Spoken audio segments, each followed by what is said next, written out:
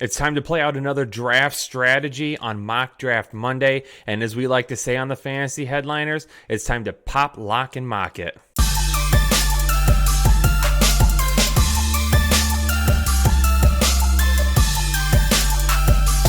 Hey Headliner Nation, what is going on? Welcome to another episode of the Fantasy Headliners. Kyle coming to you from the Draft.com studios.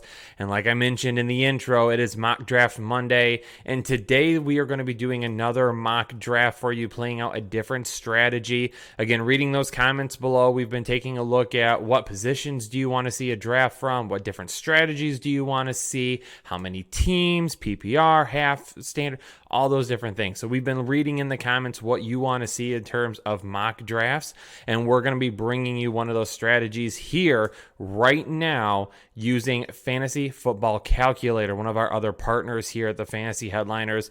And the reason I like doing mock drafts through Fantasy Football Calculator is I like to use their draft simulator, which is part of their premium package there. But instead of jumping into a mock draft with 12, 14, 8, 10, however many people you want to mock draft, instead of jumping into that room with that many people and potentially running into someone who times out or just doesn't pick or does something crazy, they have an algorithm there that they use that actually allows this draft simulator to run more along the lines of what you would actually see in a draft. And it's not just using ADP. There's a lot of different things that go into it. So I highly recommend you check them out if you like mock drafting just as much as we do. Before we jump into all the information, though, number one, I apologize for the hat. Typically, I'm much more prepped and I have my hair done for Headliner Nation and I'm looking a little bit better, but I played 9 innings of baseball today and I came home and I showered and I looked in the mirror and I said, I can't do my hair. I can barely lift my right arm right now, let alone do my hair. So I apologize for the hat, but got to rep Michigan baseball, who's playing well right now, playing for a national championship this week. So good luck to them. But also, coming very soon, we're going to be dropping our draft guide for 2019. Only $19.99 for you to pre-order right now.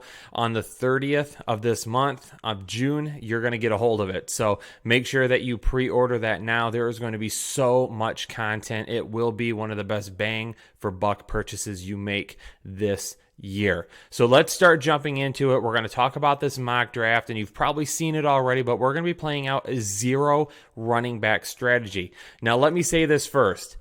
I don't like a zero running back strategy. There are people who do, and I don't. I firmly believe in getting your workhorse running backs early on. However, why not? Just because you don't believe in a strategy doesn't mean that you shouldn't at least test it out and do some mocks to see what could happen, because you could end up finding that certain guys fall to certain ADPs that maybe this strategy, you're not going to do it completely, but maybe it could help you along the way.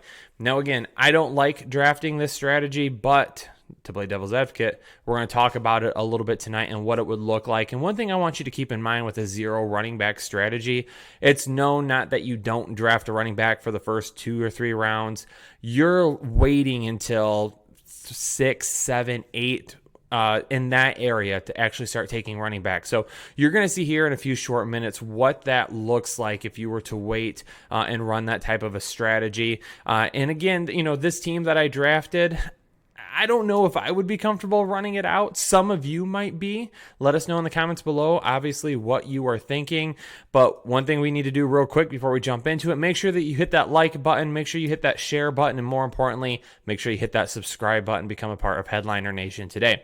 Let's start talking about our mock draft here, and we're going to transition over 15 rounds, so nothing too deep. PPR mock draft, zero running back strategy. You can see right there I'm drafting out of the 8th position.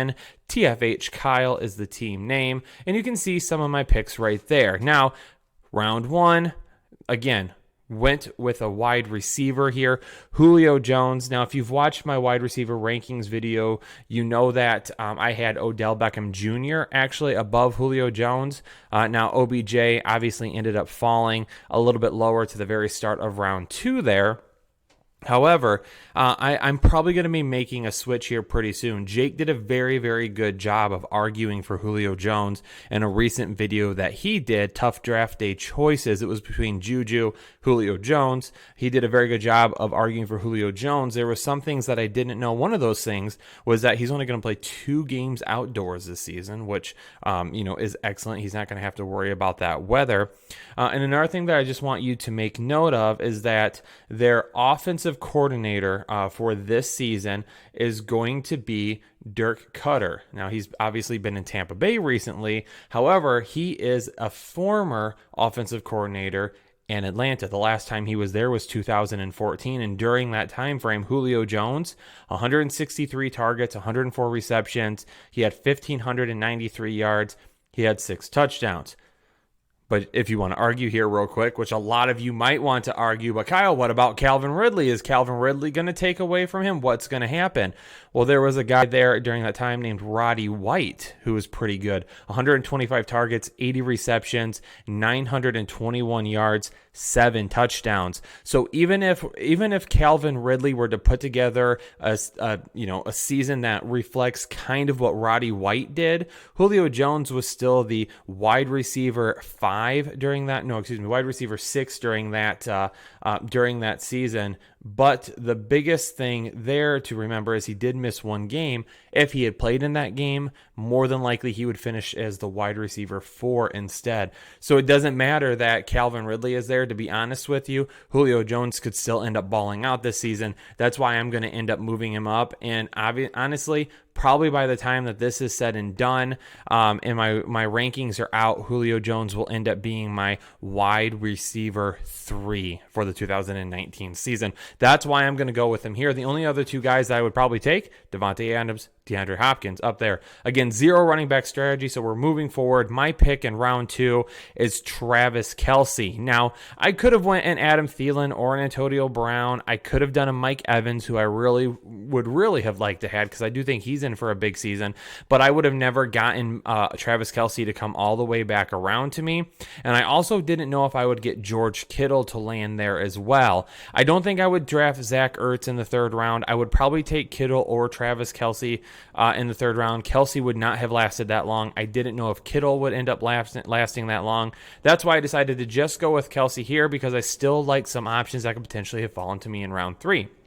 So Mike Evans ended up going there at the end of round 2, all the way back around to me. Stephon Diggs, a lot of blue. You see a lot of running backs on there, but then I go with Stephon Diggs in round 3. Now, there's been some back and forth this year on Stephon Diggs, Adam Thielen. I do think that Adam Thielen will probably be a little bit of a safer play in PPR leagues especially. I think he'll be a little bit more of an efficient wide receiver than Stephon Diggs.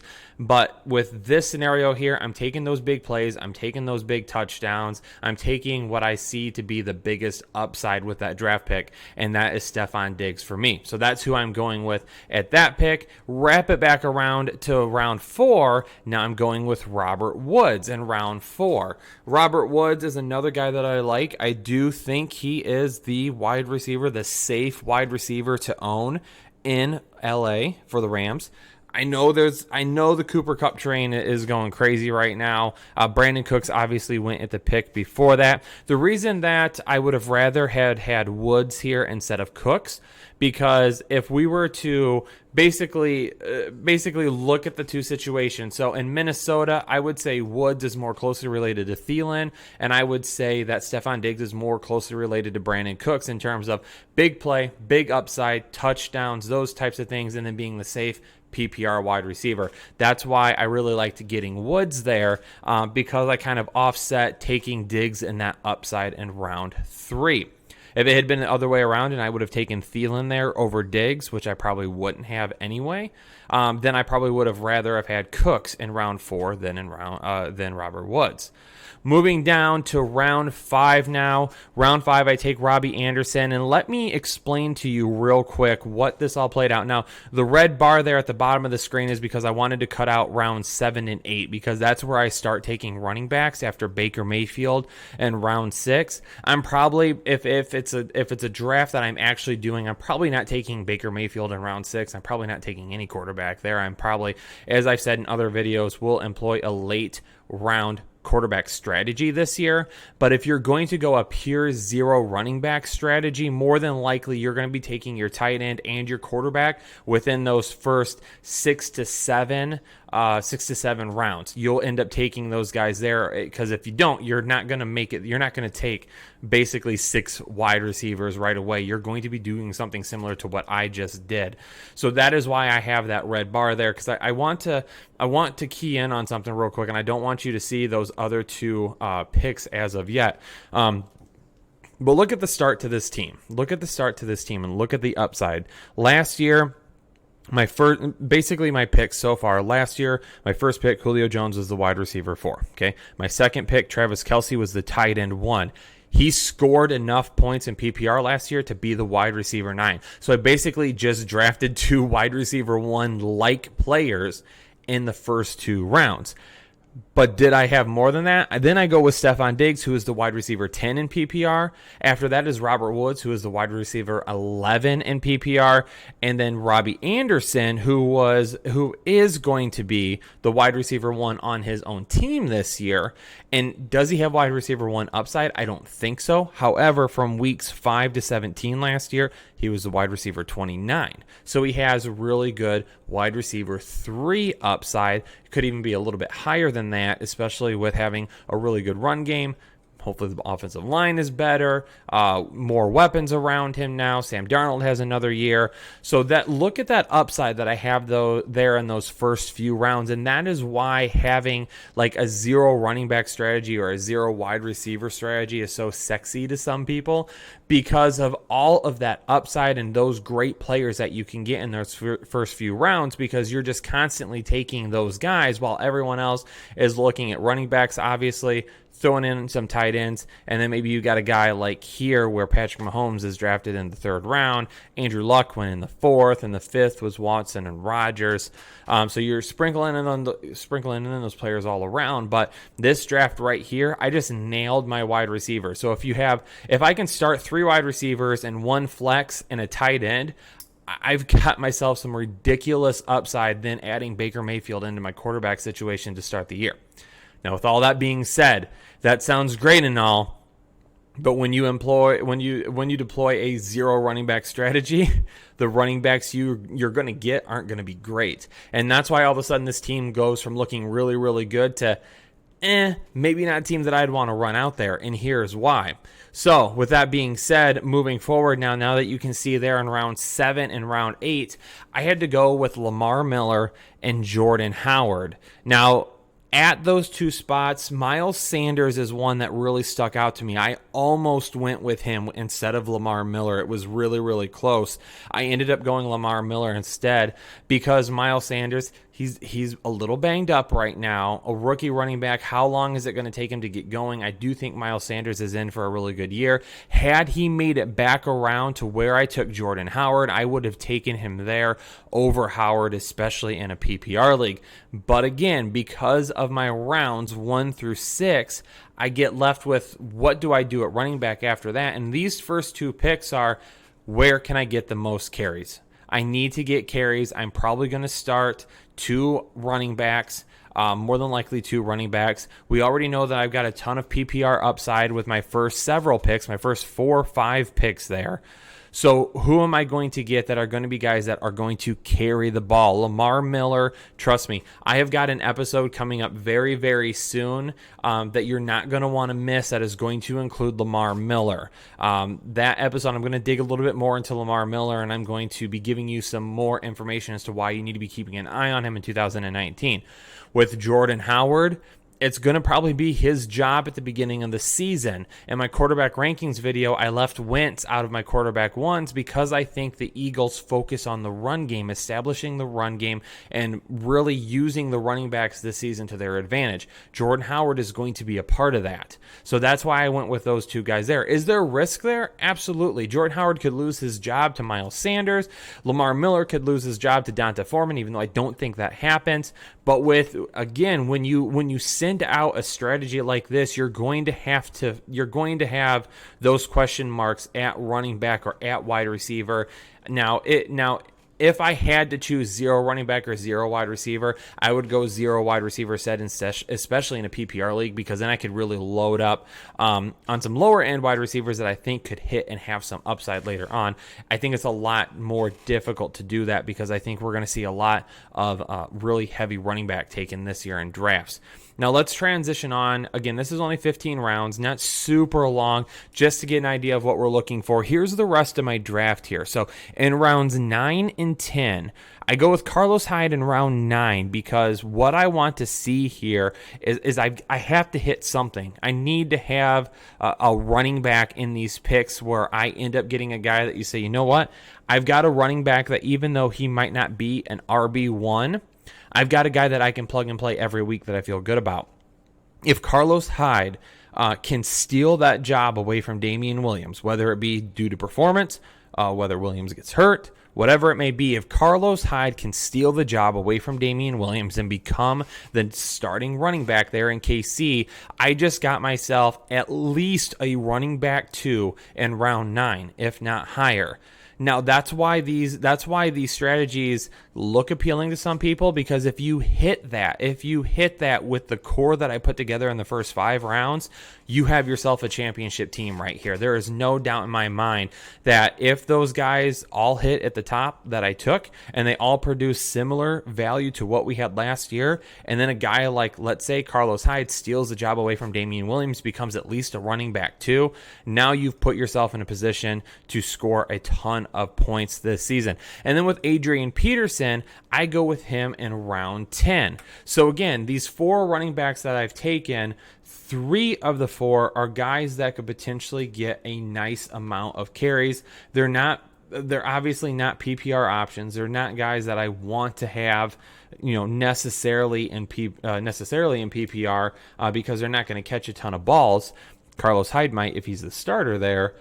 But you have to find those guys that are going to touch the ball in some capacity. Heck, Adrian Peterson was the running back 19 last year. I like Darius Geis. I do like him. I don't think he runs out and steals this job. I think long-term he absolutely does. I love Darius Geis. He's a great player.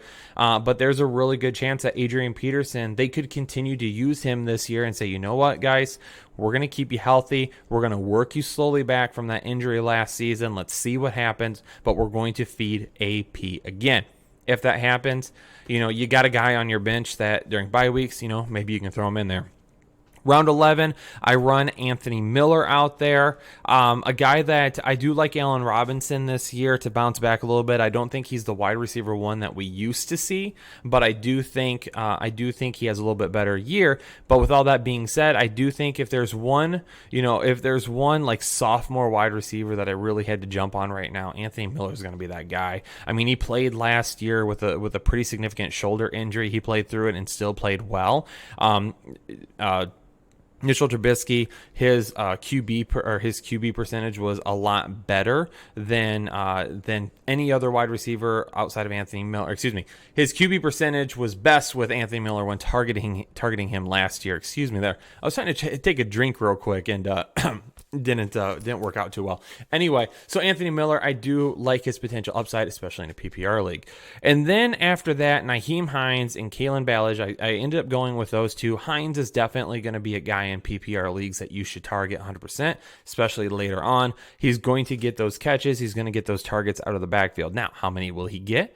That's yet to be seen. He got quite a bit last year. Outside of Saquon Barkley, rookie running backs, Nyheim Hines had the most targets last year. And then overall, he was definitely in the top 10 of running back targets last year as well. So with those things being said, could end up repeating that. They do have better wide receiver weapons this year, which could hurt a little bit, but he's a guy I'm taking a risk on. And then Ballage, again, kind of like I did with Carlos Hyde. If something happens to Kenyon Drake or performance-based, whatever it may be, if Ballage steals that job away from Drake, or if they do a decent split there and Ballage can perform better, then I've got myself a guy that, hey, maybe this is a running back 3 that I can also play on a weekly basis. I went with the Buffalo defense there in round 14. Typically, defense is going to be my final pick. Typically, kicker will be my final pick.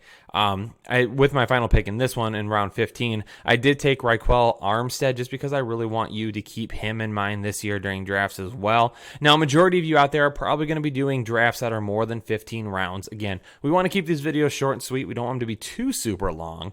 So we want to make sure we get a bunch of information in, but we're not going to have these go as long as maybe a typical draft would. But I go with Raquel Armstead again, that zero running back strategy. If Leonard Fournette goes down, then I got Raquel Armstead, who could be, of some help to me and some value to me this year. Typically, finishing off a draft, I didn't take a backup quarterback there. I'm normally not going to do that, especially in a 1 QB league. Baker Mayfield was my quarterback in this draft. I'll stream another quarterback on the week that Mayfield is on a bye. I don't worry about taking another quarterback. I typically don't take another tight end either. I'll work the waiver wires. I'll stream on those weeks. Defenses, a lot of times too, when I'm drafting, I'll skip on a defense and I'll wait until right before week 1 to pick somebody up.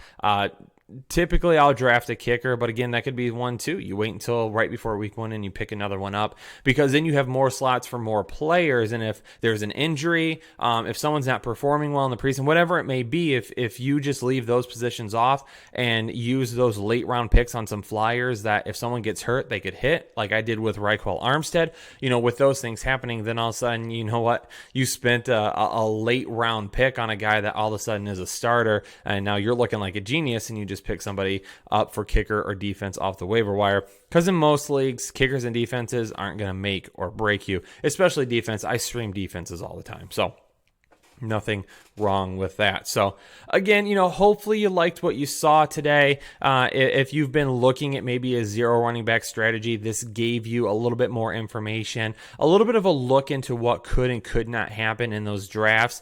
Again, we tossed a lot of information out to you here, but if you have more questions, leave those in the comments below. This is personally not a team that I would be super comfortable taking out there, just because I love to have those top end running backs, like where Julio Jones went in a redraft league. I probably would have went like Melvin Gordon instead. I would have definitely kept my fingers crossed.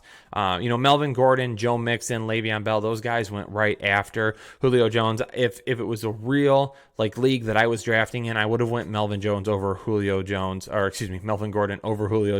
just because I like to have that top end, that workhorse running back. A zero running back strategy is not one that I'm ever really going to impose. So again, if you're looking at this team, you're saying, Kyle, that team sucks. Well, I can understand why you would be uncomfortable with it. I would also be uncomfortable with it. If you're looking at this team and saying, Kyle, that team rocks, man, you could win a championship with that.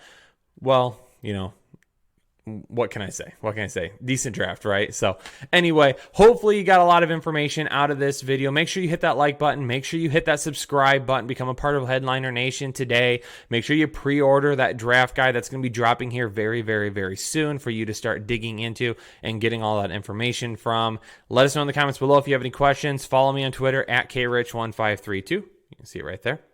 Have an excellent day. Thanks for dropping by on this Mock Draft Monday, or any other day if you're watching this after it.